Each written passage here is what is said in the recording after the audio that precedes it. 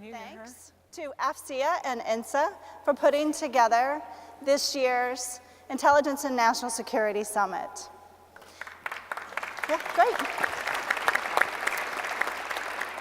AT&T is pleased to be a premier sponsor for this event, and we actually do believe that it represents a one-of-a-kind local event where we can bring together an awe-inspiring array of people from industry, from government, and from academia. AT&T is an iconic American brand. This year we're celebrating our 141st year in business. We're pleased to say that we've been with the federal government for all of those years. And we can actually trace our roots back over 90 years to service for the U.S. intelligence community and its predecessor organizations. We are excited to harness the information and communications technologies that are innovative and bring them to the future. We understand how technologies like the Internet of Things, data-powered analytics, and augmented reality can be used to improve intelligence, national security, and government service. This is our last session for the day, and it represents a spectacular finale for us. Let me introduce our guests on the stage to you. I'm sure you know them both already. We have with us today the Honorable Susan M. Gordon, who is our 5th Principal Deputy Director of National Intelligence. She was confirmed just a few weeks ago. We'll stay in the weeks. Sue brings to her role over 30 years of intelligence leadership and experience. Prior to becoming our Principal Deputy Director of National Intelligence, Ms. Gordon served as the Deputy Director of the National Geospatial Intelligence Agency, and she also served in several executive leadership positions within the Central Intelligence Agency. Thank you for being with us. Thanks, Jill. We also have on stage Ms. Tish Long. Tish is the chairman of the Intelligence and National Security Alliance, and she is the former director of the National Geospatial Intelligence Agency. I want to thank Tish for leading us in this conversation with our new Principal Deputy Director of National Intelligence. Thank you. Terrific. Thanks, Jill.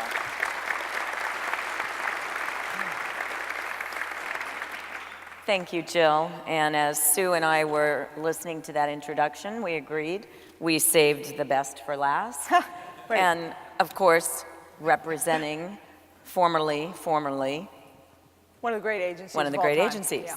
Indeed. Sue, it's terrific to see you again, and congratulations. Tink you. How lucky am I? On your new position. Yeah. I think it's been a little over a month, It has? so confirmed. I thought I'd be better than by now, but I'm working on it. Yeah. So confirmed on the 4th of August, a little over a month. But of course, you've been in the intelligence community for a few more years than a little over a month. So let's just jump right into this. How would you characterize the state of the community? What's working well, and what do we need to improve on?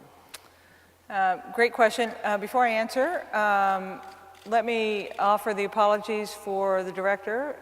He really wanted to be here. Unfortunately, maybe as a sign of the times in terms of how this administration views intelligence, he had a principals meeting that he had to go to.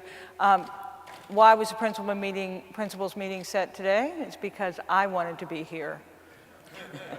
And I have 30 years of pretty slick tradecraft, so he thinks it was bad luck. It was actually purposeful design. So here's what I'd say about the community. I'm old, and I've seen a lot. We have never been better. The capabilities that we bring to bear are as stunning as any I've seen, and I've seen a lot. The level of integration that we effect throughout the community is the best I've ever seen. I was thinking about the panel that was just here, and if you ask me, one of the most exciting things that has happened in integration over the past 5 years particularly was the inclusion of FBI and the growth that they've made as an intelligence partner, and what that has allowed us to do against adversaries that have figured out that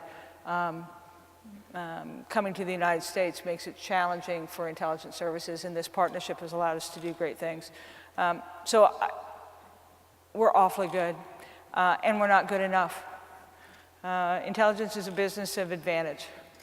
That's really fundamentally what we do. And for all the work that we are doing, boy, it's tough to stay ahead. I think what we're doing well is each organization is advancing its capabilities in a very tough environment. I think about the challenges that NSA faces operating in a digital environment that is increasingly transparent to adversaries who might see you and people who have learned from what we do to be able to understand that. I think about the CIA and the challenges of operating in a world where you must be who you are because of what's happened in terms of what they know. I think about NGA and the challenges of harnessing a commercial revolution in GEOINT that has the potential to provide answers that you could only imagine in the past, and yet you still have to figure out how to do it. And I could go on and on. So I think one of the challenges is just the continued growth in each of our disciplines that make up the whole. We're not fast enough. We're not. The overhead we impose on ourselves is great. In a world where speed matters, not casualness, but effective speed.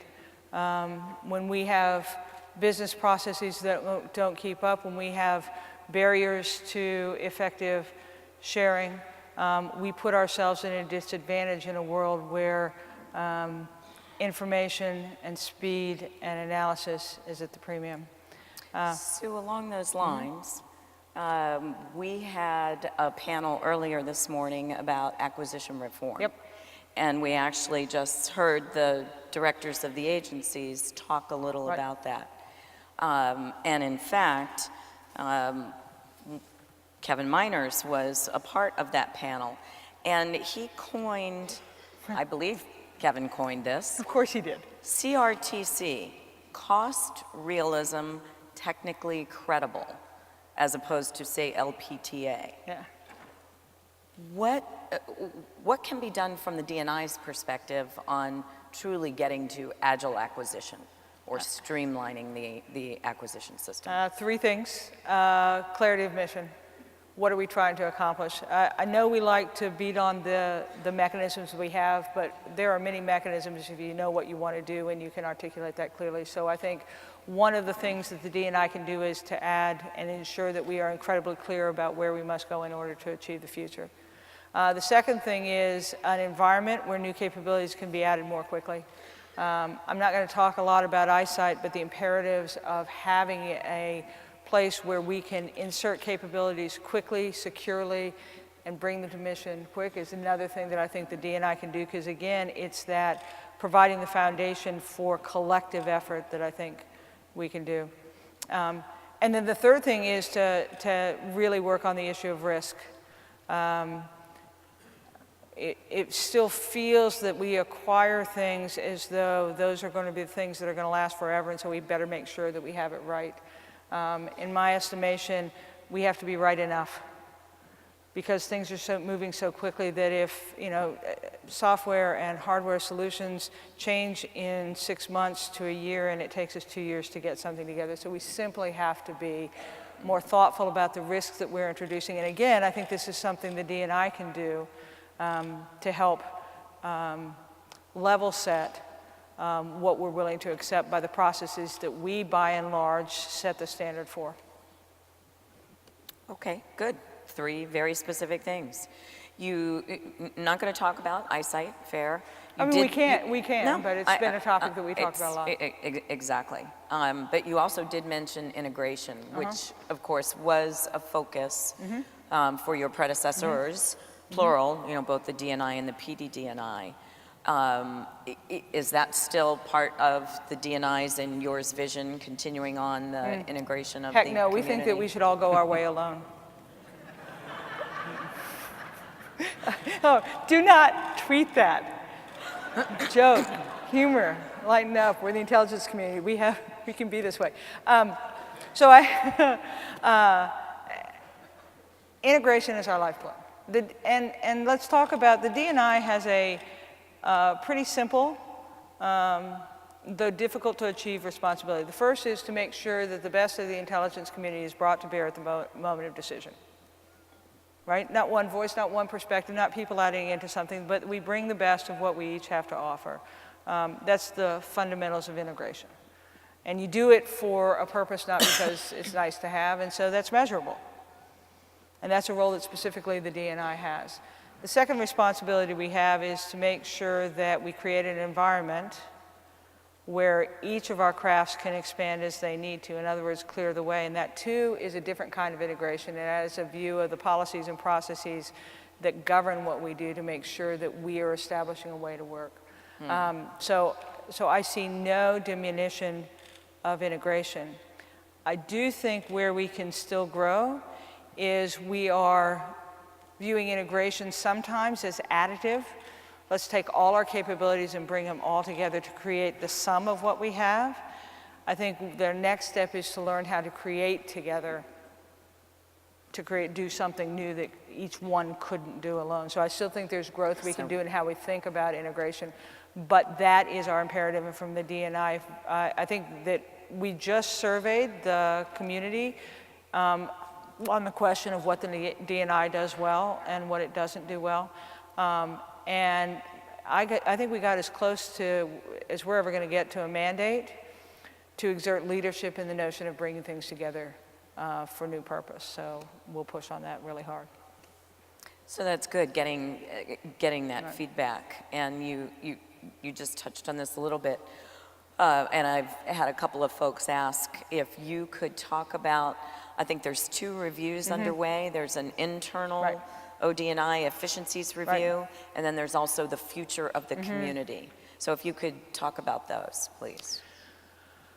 So I think if we all went to our separate rooms and talked about what the intelligence community needed to be, we'd kind of all come to the same conclusion, that the fundamental premise that we've always had of, and this is my paraphrase, knowing the truth, seeing beyond the horizon, and allowing our policy makers to act before events dictate, is pretty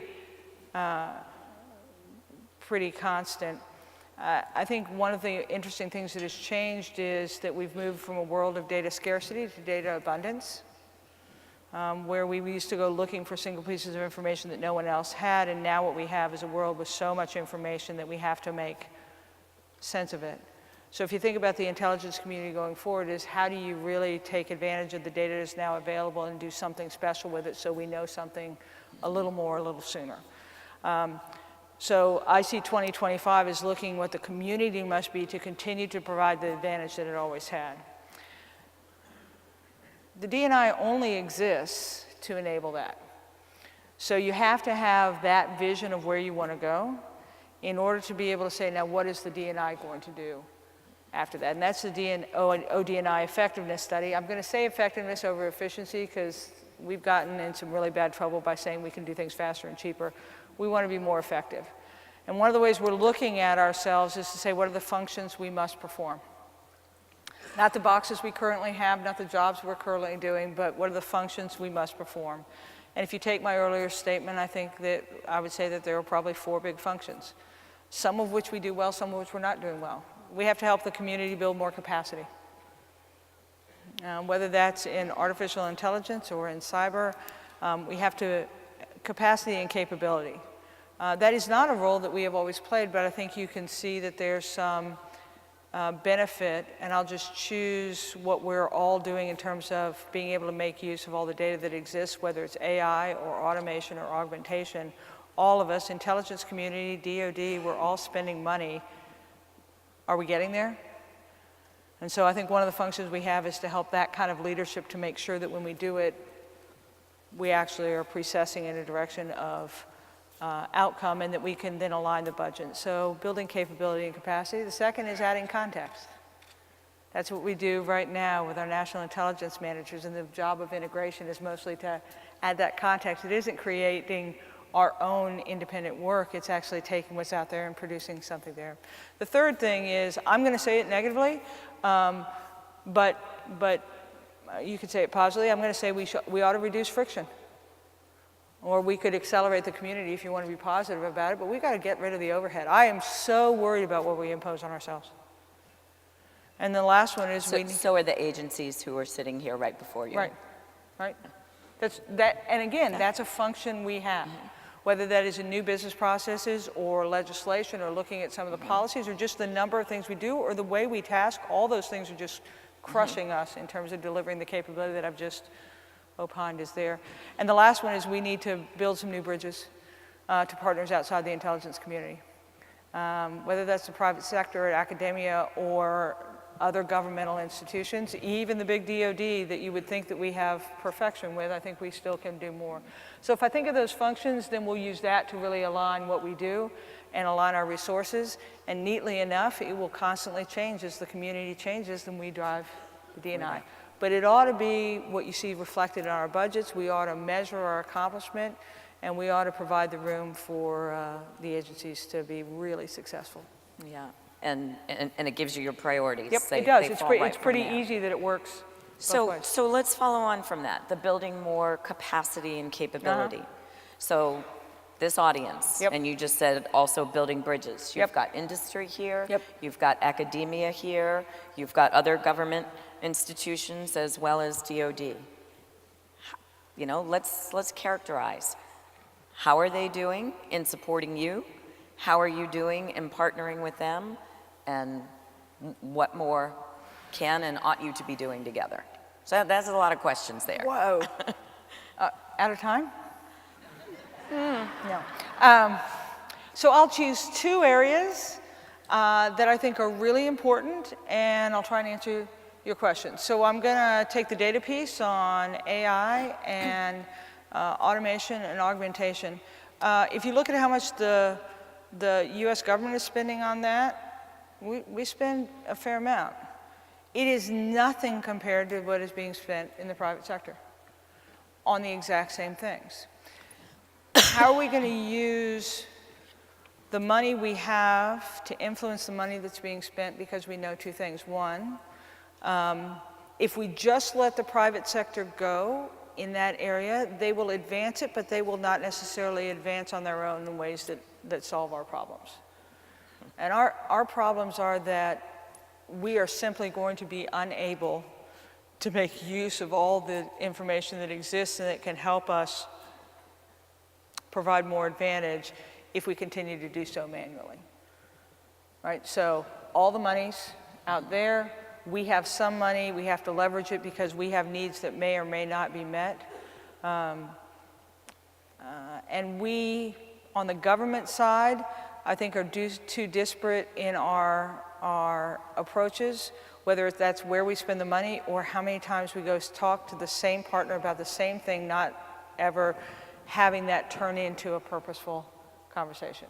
I think the DoD and the IC need to have more conversation about this because increasingly we're part of the same continuum, and they are just as interested in cloud and these technologies. We have to put our feet together. But I think I think we may have to come up with some sort of interlocutor, whether we use some of the mechanisms we have in the past, whether it's IARPA or DIUX or InQtel or some other way for us to be able to have effective conversations between the government and people who may or may not, because of the whole privacy discussion, want to participate. So that's one. Cyber is another one.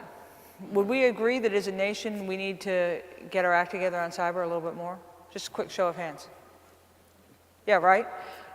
What's interesting about the cyber problem is that 90% of the issue is non-governmental. Right? It is.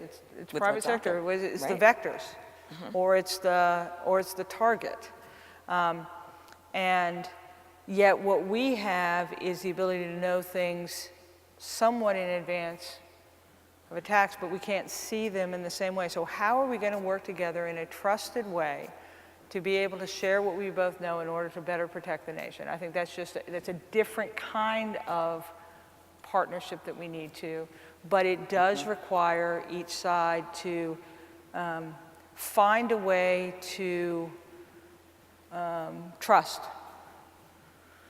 and respect trust each other a bit to come to joint solution and respect the value proposition of both sides to not make it together. So just 2 areas, I think that's what you have to do. And then one other thing, Tish, that you didn't ask for it, I think one of the things that we need to do, and I'll put this on the DNI side, I think we need to engage a conversation with the American people, because this whole security and privacy is too often set up as a oppositional Either thing. or. What I say to people all the time is we're on the same side. The people in the government swear to uphold and defend the Constitution of the United States, which is predicated on the notion of individual rights and privacy. So this is one where we are going to have to reframe our conversation, because I think if we spoke about what we do, whether it's from 702 that I know you talked about earlier, to this kind of public-private partnership, I think that we could, I think there's much more common ground than we presume. Good. We did talk about 702 earlier. I'd like to give you the opportunity to add anything to that conversation that you might like to add. Is it a priority for the DNI and for the Yeah, I don't think office? there's anything more important over between now and the end of the year than to get it continued. It's simply a capability that we know has great effect, demonstrable effect that we can't replace any other way. We're confident that we have the guidelines, procedures in place in order to protect the rights and privileges of the American populace, and we have to do this. We have to do it. I think we have to be able to describe it, not only the ways that we affect it and the ways that we govern it, but I also think we need to talk more candidly about what it is and what it isn't.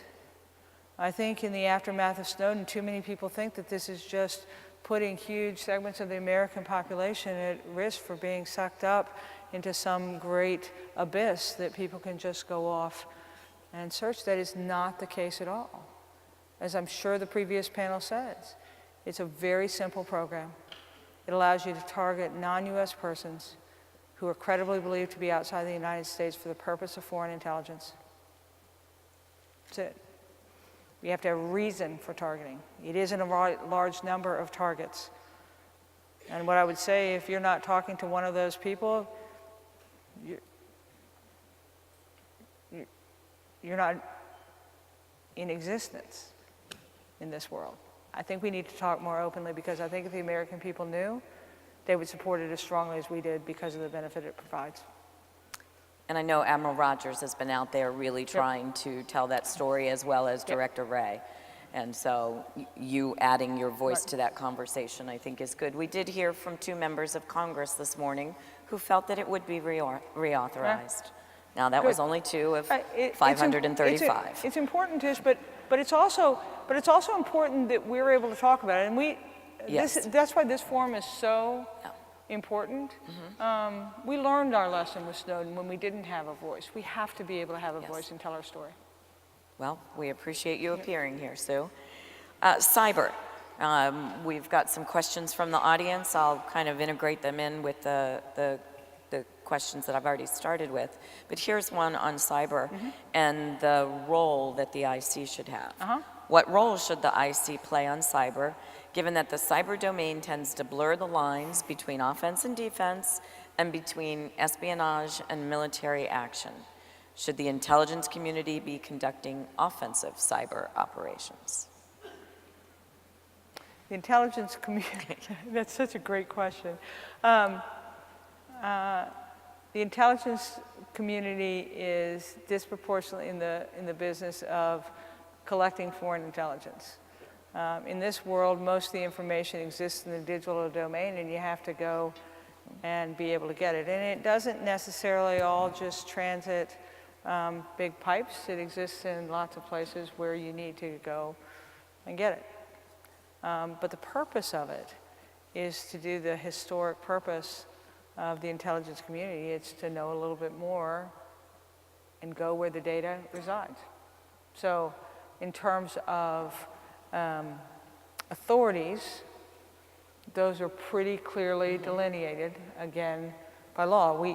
It is blurred because the domain is blurry. It intersects each other. But the authorities to conduct certain actions are either given to agencies, NSA's authorities, cybercom's authorities, foreign intelligence collection authorities, and covert action authorities, and those are pretty clear, and we know how to navigate those. So to those who think that, yeah, it's a blurry domain where we have to deconflict our activities, but what governs the activities are pretty clear and distinct. Okay, so in just about every panel, at least that I've sat in yesterday and today, the issue of security clearance reform has come up. What? I'm sure you're So not weird. surprised that I've just uttered those words. I know that's weird. The DNI, now, there's been actually some suggestions, there's been a lot of complaining, but the DNI, of course, is the security executive agent. Yes.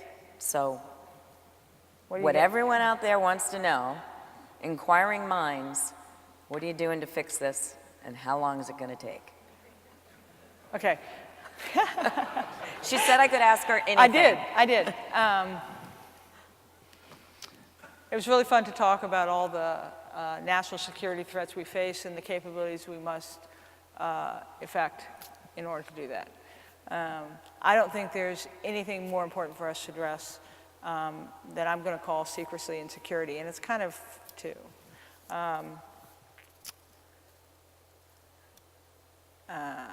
We need a trusted, reliable workforce. But the workforce is one that, isn't going to be static. You aren't going to have a lot of people like me that are in this community for 37 years, kind of straight through. We want them to be able to move in and out. I want to be able to attract the best talent. I don't want to lose them in the 15 months that it takes in order for them to get through. I want people to move in and out of our contractors. I want to be able to tap the expertise of the private sector to fill the gaps in our knowledge or the time gap between I can hire staff people to do it. And right now that our system just isn't designed to be able to support that kind of mobility with the security that we want and the protections we need to have. We will not succeed if we don't take this on. I can think of no higher priority. What makes me concerned is how many times have we tried this? How many panels?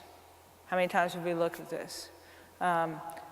We will lead the effort to address this, both in terms of the vetting process and the other side, which is just security in general, and I could apply the exact same thing to our information systems, where our security systems aren't designed to allow us to quickly understand the risks of putting new capabilities in.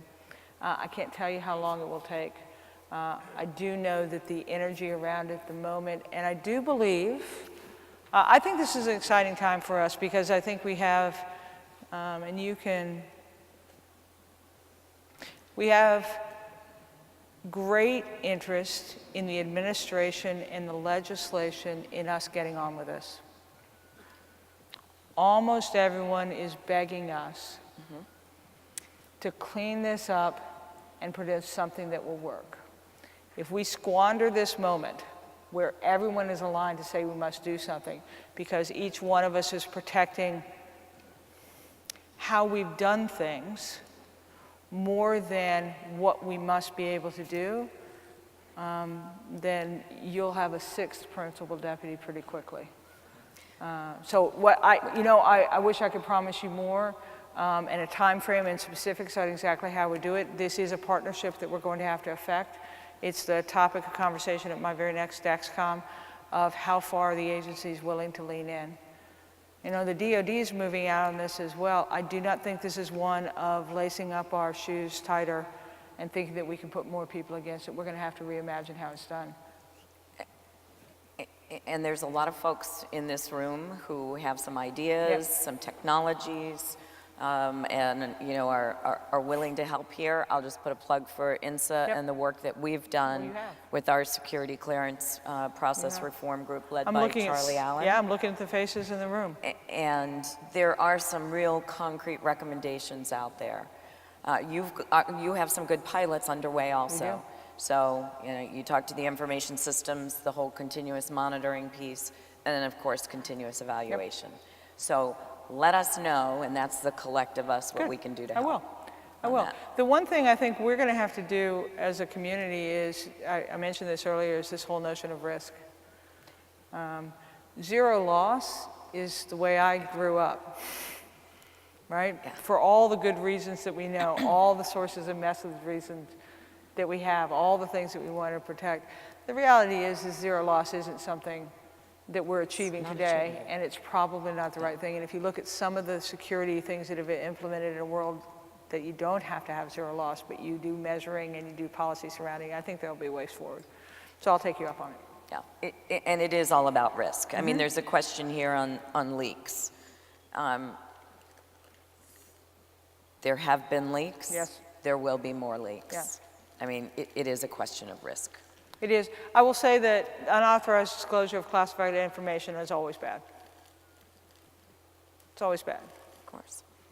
But I will also say that some of the burden is on us because we have classification systems that are pretty hard to understand when you classify the information, and so it's hard to know always where your line is. So no leaking, it's bad, it gives it a disadvantage. No deciding what is real secrets and not. We build our capability with things that look innocuous to deliver great capability, but we as a collective have to look at this too, because it's a crazy world in terms of the information that is available outside our system that's putting us in conflict. Speaking of capabilities, here's a question from the audience. The intelligence community is focused on terrorism and on the wars in Iraq and Afghanistan for 15 years now, more than. Has the IC sacrificed the ability to understand strategic targets like China and Russia? And you could actually almost take those Yeah, closed as system, two gang. separate. Closed system.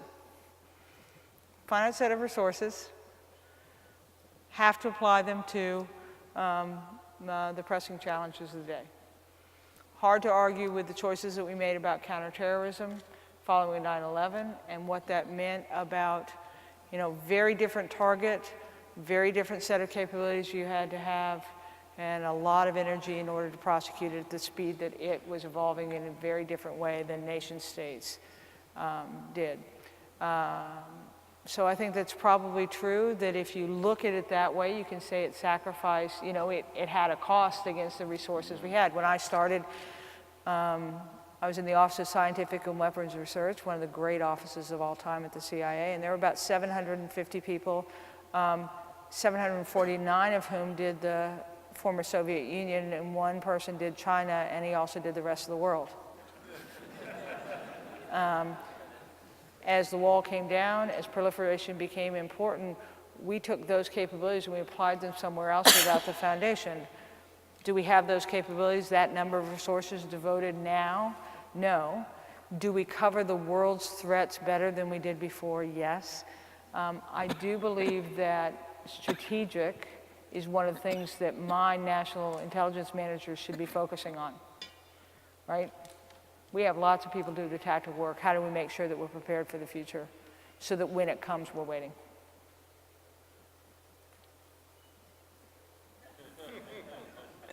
We're out of questions. Oh, we are not out of questions. Oh, no. No, but we got the 5-minute warning. Oh, awesome. So, Okay, I'll answer everything in a tweet from now on. well, and I won't say in kind of a wrap-up yet, but pardon me. I haven't given you a chance to really, take a step back and say, so what are the priorities of the office? Have you and the DNI had a chance? I mean, you've been there a month. He's been there 8 months. Yeah. What are the top things that you're working on? Where are you focused? Yeah, so How's it going? One of the things that's really fun about having a DNI that disproportionately comes from the policy community is the effect I believe we'll be able to have when we deliver the intelligence that makes a difference.